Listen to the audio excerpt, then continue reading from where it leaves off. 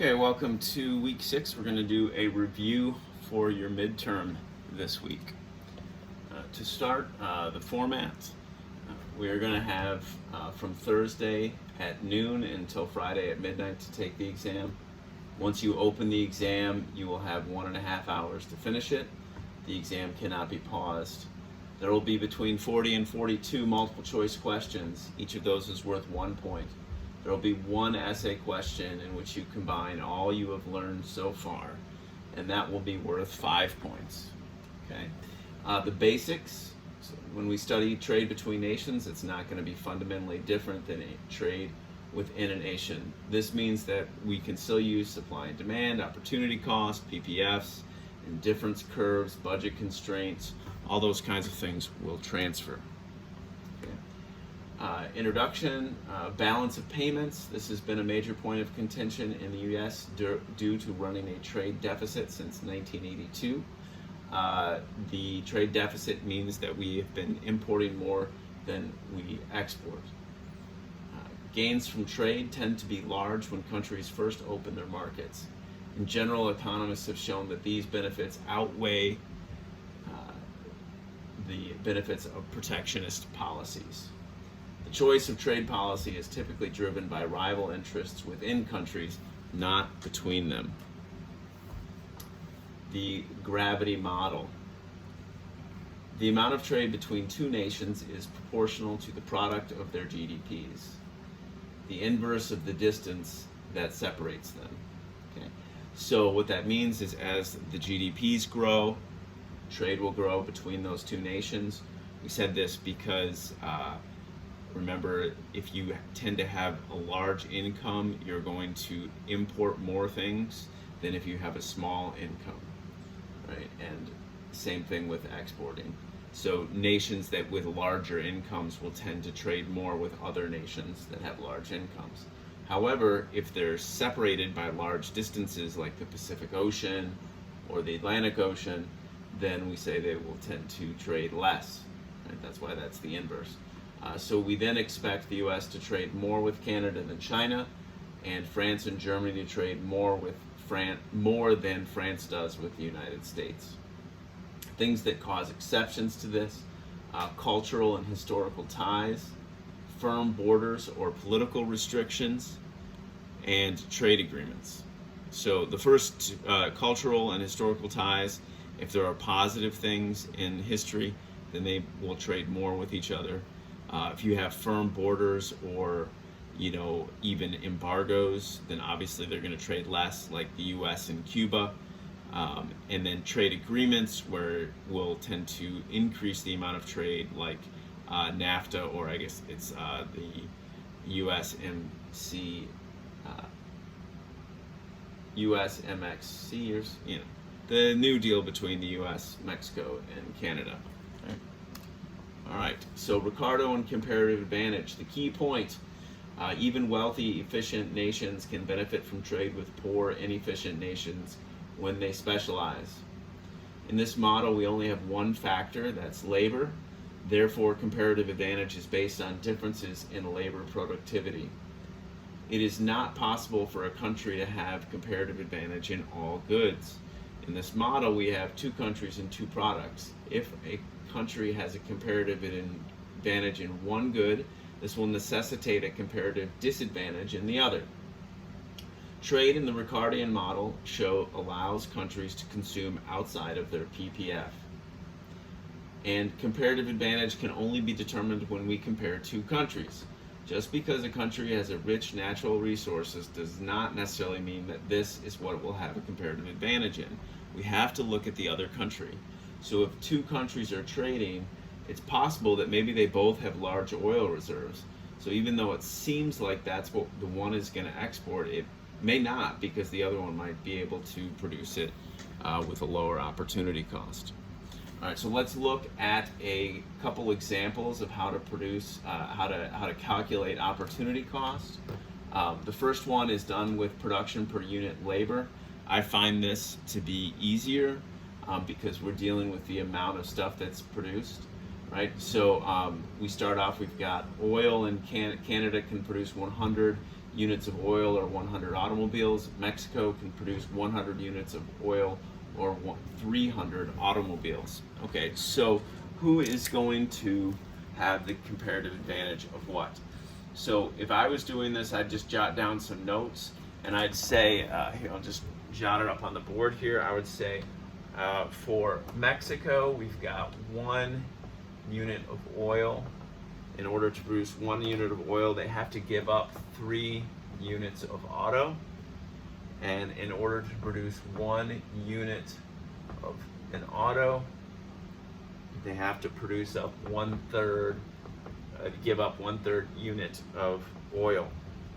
Canada, on the other hand, right? Canada, on the other hand, let's see, maybe I should do that. Canada, on the other hand, to produce 1 unit of oil has to give up 1 unit of autos, and to produce 1 unit of autos has to give up 1 unit of oil. Okay, so we have our opportunity costs. So here's our 4 opportunity costs, and this is how we'll figure out who's going to produce what. So when we compare them, we see that Canada has a lower opportunity cost for oil, right? And then by elimination, we then know that the auto must be cheaper for Mexico, and that's true because it's 1/3 to 1. Okay, so in this first example, Canada will produce oil and Mexico will produce autos.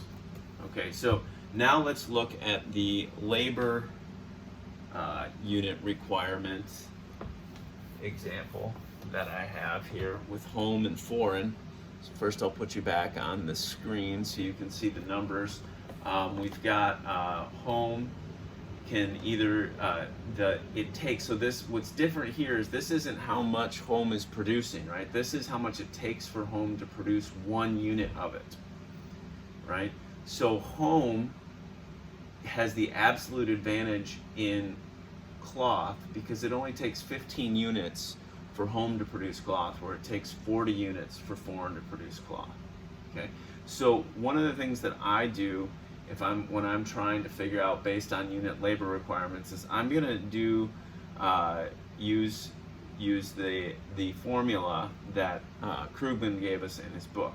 Okay, so in his book for calculating opportunity cost, Krugman said we take the in this example, the opportunity cost of cloth would be the unit requirement for cloth divided by the unit requirement for food, right?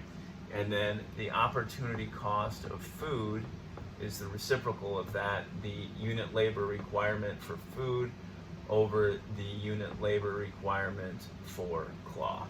So they're still the reciprocals of each other, but it's a little bit, you got to make sure that you use this formula for unit labor requirements. Okay, so now we can calculate our things. So for home, we have the opportunity cost of cloth and food. All right, so for cloth, home does 15 and food is 30. So the opportunity cost for cloth is 1/2, and then it's the reciprocal for food, so it's 2. And then foreign for cloth and food is going to be, cloth is 40 and food is 20, so 20 over 40 for food, so we get 2 and 1/2. So in this example, home is going to produce cloth and foreign is going to produce food, right? Because that's where the opportunity cost, the comparative advantage is. Okay, all right, so that covers comparative advantage. Now on to the specific factors model. Labor is mobile. Land and capital are specific. Labor moves back and forth from cloth to food depending on wages and prices. The factors specific to the export sector will benefit. The factors specific to the import sector will be harmed. The mobile factor is going to be ambiguous because it depends on their preferences, right? The import price will fall and the export price will rise when we open up the markets. So depending on which people have a higher preference for, the mobile factor will either benefit or be harmed. So factors in real life have varying degrees of mobility. This varying degree of mobility will depend on how substitutable those factors are, right? How easy it is for them to change markets. So we talked about, like, with labor in the real world, if you're working in a factory in Detroit, Michigan, and that closes, and the imports are being produced in, say, Mobile, Alabama, your mobility as labor depends on how easy it is for you to move from Detroit to Mobile. Okay? And then as far as the capital goes, capital probably isn't going to pick up and be able to move all the way to Mobile, but will that capital be able to find something else to do in Michigan? And if you recall, one of the things that we said was that the key to this is having entrepreneurs and allowing them to function so that they can create new businesses with the unused factors. Right? Okay. All right, so that is the factor-specific model. The Heckscher-Ohlin model. 2 goods, 2 countries, 2 factors. Factors are capital and labor. In this model, goods are going to be capital or labor intensive depending on their labor to capital ratio. So if they have a high labor to capital ratio, then they will be labor intensive. If the good has a low labor to capital ratio, then it will be capital intensive. So in trade, countries differ in factor endowment, leading to a comparative advantage in the good they have more of, in the factor that they have more of, right? So if you have a large labor endowment, and then you're going to produce more of the labor intensive good. So then you'll export the good that you have an abundant relative factor endowment in. The owners of that factor will benefit from trade, and the owners of the import factor will suffer from trade. Okay. Now we have just a quick example here. All right, so the owner, so we have a country A and a country B, and they have labor and capital, right? So let's say A has 30 units of labor, B has 10 units of labor, and then A has 10 units of capital and B has 5 units of capital. So we need to figure out which country is capital intensive and which is labor intensive. So we're just going to do our ratio. So for A, we have an LK ratio of 30/10 or 3, and for B, we have an LK ratio of 10/5 or 2.